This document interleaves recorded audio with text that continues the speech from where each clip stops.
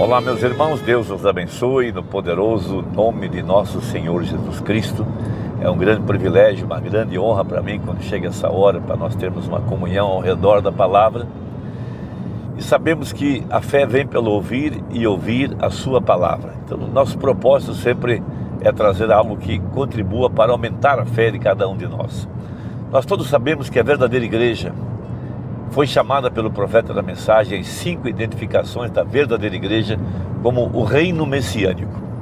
E Jesus Cristo, em Mateus 17, ele disse para os seus discípulos que o reino de Deus não viria com aparência humana. E o reino tem sido estabelecido em nosso coração. Em Apocalipse 15:3 fala que ele é o rei dos santos. E é por isso que Mateus apresenta-o como o rei. Mateus, a bandeira do leão. Então em Apocalipse 4, Jesus começa a estabelecer o seu reino. E para dar o ponto de partida a essa grande obra de redenção, Mateus no capítulo 4 apresenta Jesus Cristo sendo tentado pelo diabo. E Jesus começa a imperar sobre o reino das trevas quando Satanás, o tentador, chega para ele para tentá-lo nos 3 níveis de tentações que nós sofremos todos os dias. Veja, a concupiscência dos olhos, a concupiscência da carne e a soberba da vida. E também o profeta pregou as mensagens de demonologia, e ele então mostra Satanás no estado físico, doenças, aflições, as tentações da carne. Depois Satanás no estado religioso. O diabo levou Jesus no pináculo do templo e quis colocá-lo numa posição elevada e de lá lançá-lo para baixo, para que Jesus fosse um exibicionista.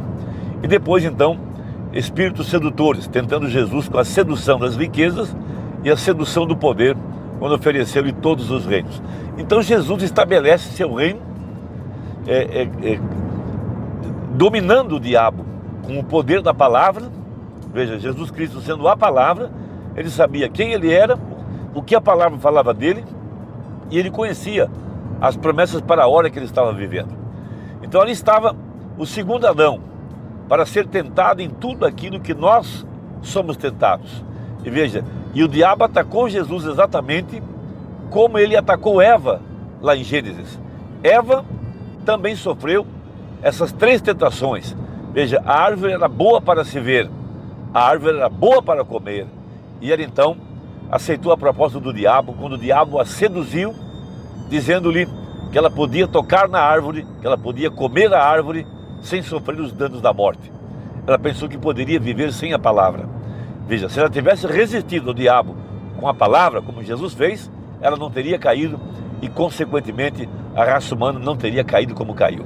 Veja, porque todo problema da raça humana é o pecado. E o que é pecado? Pecado é incredulidade. É a falta de fé na palavra que faz com que o homem não tenha poder para curar. É a falta de fé na palavra que faz com que o homem seja vencido pelas tentações da carne, dos olhos e da soberba da vida. Então Jesus estabelece seu reino, veja, sobre a sua própria carne. Ele sofreu as tentações, resistiu com o poder da palavra, como assim está escrito, porque Deus colocou na sua boca a espada de 2 fios, a espada, a palavra, veja, a palavra para o dia, a palavra para a hora. Veja, e ele resistiu às pressões do mundanismo, do secularismo, quando o diabo lhe ofereceu, o diabo quis seduzi-lo com as riquezas, com o poder, com a luxúria, com tudo isso que o mundo pode oferecer. Veja, ele resistiu ao mundanismo, resistiu à carne, ele resistiu ao pecado, que foi duvidar da palavra. O diabo disse: se tu és filho de Deus. Veja, então o diabo queria levá-lo a desacreditar na sua filiação, desacreditar em sua predestinação, desacreditar de que ele era descendente, de que ele era filho de Deus. Veja, então ali estava ele, resistindo, vencendo, reinando sobre a sua própria carne, reinando sobre as tentações do pecado, reinando sobre o mundanismo, reinando sobre a soberba da vida. Estava vencendo Satanás nos seus terrenos. Veja, porque vencer significa reconhecer o diabo em cada uma de suas armadilhas. Então, em cada era, Deus teve uma testemunha. Em cada era, Deus teve um vencedor. E quem é aquele que vence? Aquele que vence é aquele que reconhece que Jesus Cristo, o Filho de Deus, se manifestou em carne humana. Veja, e ele veio para vencer Satanás, veja, e sofrer as tentações como nós sofremos e vencer as armadilhas do diabo com fé na palavra. Foi assim que ele venceu e foi assim que ele mostrou a nós como vencer. Por isso, em Apocalipse, capítulo 3, a última era, a era de Laodiceia, Jesus disse, veja, aquele que vencer como eu venci. Então, se a gente vai lá em Mateus 4 e a gente nota como é que Jesus venceu, e se nós nos humilharmos como ele se humilhou, e operarmos como ele operou, e usarmos as armas que ele utilizou, nós venceremos como Jesus venceu. Veja, ele disse, ao que vencer. Então veja, Satanás se apresentou usando uma interpretação falsa, deslocando a palavra. Veja, no espírito religioso. Essa é uma grande tentação que todos nós sofremos dentro da igreja. Veja, o espírito religioso que é facilmente identificado com o exibicionismo, grandes homens, os fariseus usando franjas e largos filactérios, amando os primeiros lugares nas sinagogas, queriam ser chamados de mestre. Veja, o diabo no estado religioso, o diabo resistindo à verdade da palavra, o diabo amando mais as tradições, as interpretações, veja, fazendo longas orações, depois devorando a casa das viúvas, limpando os seus recursos financeiros. Depois o diabo no estado sedutor, veja, a sedução das riquezas, a sedução do poder, a sedução daquilo que o mundo pode oferecer. E Jesus disse, veja, somente ao Senhor, somente a Ele servirás. Veja, estado físico, Jesus tinha fome. O homem, por causa do pedaço de pão, ele faz qualquer coisa. Então o diabo estava ali, tentando Jesus Cristo a ser o seu próprio provedor. Agora, em Mateus 4, ele então estabelece o reino. Em Mateus 5 agora, ele mostra as leis desse reino, o cidadão do céu. Como é que vive o cidadão do céu? Veja, então ele abre as bem-aventuranças de uma maneira espetacular e majestosa, dizendo, bem-aventurados os humildes de espírito.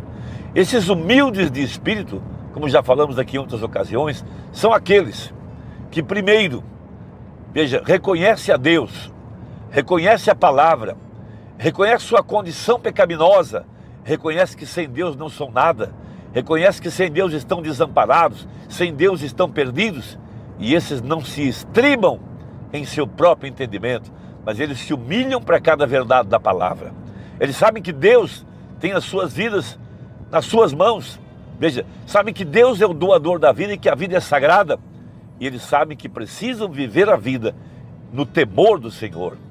Veja, e ele mostra ali no estabelecimento dessas leis que ele, como rei, como aquele que governa, aquele que controla, aquele que tem direitos de governar, porque ele primeiro ele fez os céus e a terra, ele criou todo o universo.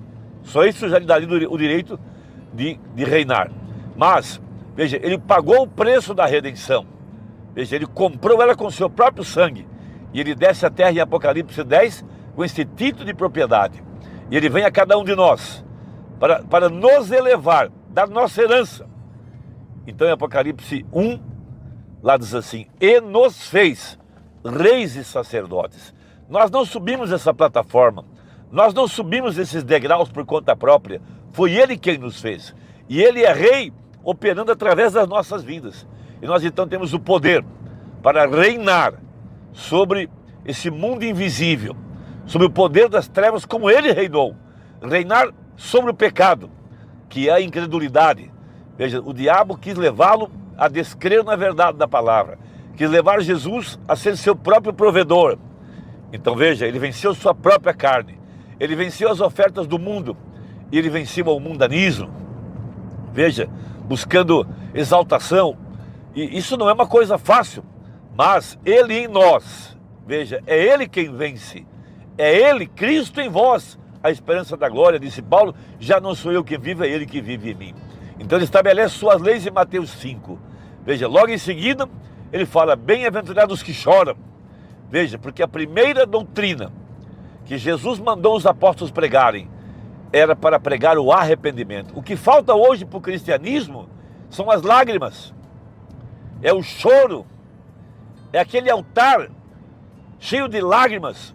Veja, é uma sujeira, eu sei, mas quando você recebe a ação do Espírito Santo dentro da sua alma, veja, essa tristeza provocada pelo Espírito Santo, veja, que reconhece o pecado, que reconhece que sem Deus nós estamos perdidos, sem Deus nós estamos desamparados. Quando você não se conforma com a sua natureza pecaminosa, você está cansado de pecar, você está cansado desse seu temperamento violento, desses pensamentos ordinários, desses pensamentos imorais, imundos, essa imundícia carnal, e você não quer mais isso, você quer uma vida santa, você quer o domínio sobre o pecado, o domínio sobre o mundanismo, você não quer ser um escravo do diabo, você quer pisar na cabeça da serpente. Então vem o lamento. Veja, por isso nós temos na Bíblia o livro de Lamentações, é quando Jeremias se lamenta pelo tempo da era dourada de Israel, quando eles tinham poder e domínio sobre todos os inimigos, quando Deus era o centro das suas vidas, quando todo o povo estava girando ao redor do santuário, nas 7 festas anuais estabelecidas por Deus, quando eles prosperavam, quando Deus abençoava as suas lavouras, abençoava a sua colheita, quando eles tinham vitória sobre os inimigos, quando eles prosperavam. Logo, eles abandonaram a palavra, veja, se tornaram idólatras, veja, o pecado entrou e Nabucodonosor entra e escraviza a nação.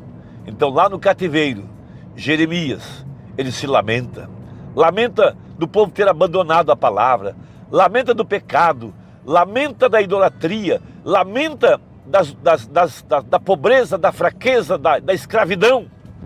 Então quando nós podemos ter esse dia de lamento nas nossas vidas, claro que depois que você recebe esse arrependimento, você desce as águas para serem batizados, mas mesmo assim você continuará tendo, cada dia, esse lamento no final do dia, quando você faz um exame introspectivo da vida que você levou naquele dia. Por que você foi tão temperamental? Por que disse uma palavra tão dura? Por que sofreu tais tentações? Por que você não se sujeitou à vontade de Deus e você tem essa lamentação e oração?